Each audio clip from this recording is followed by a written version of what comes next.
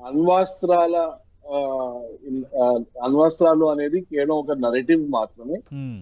America అజెండాలో petro dollar ని సంరక్షించుకోవడం, Iran కూడా petro dollar ని యూజ్ చేయాలి అనే యూజ్ చేసే విధంలో అక్కడ ఒక తమకు అనుకూలమైన వాతావరణాన్ని క్రియేట్ చేసి తమకు అనుకూలమైన గవర్నమెంట్ ని తీసుకురావాలి అని వాళ్ళు ప్రయత్నం చేస్తున్నారని మనం ముందే అనుకున్నాం. హ్మ్. గత 10 రోజులుగా అనుకుంటున్నాం.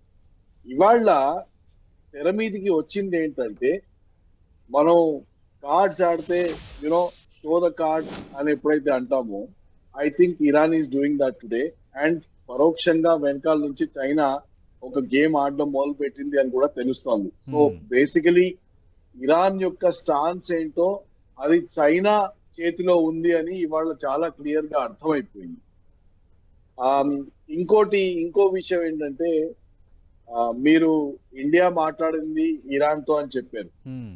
సో మీరు ఇంకొక గేమ్ చూస్తున్నారు, పరోక్షంగా గేమ్ జరుగుతుంది.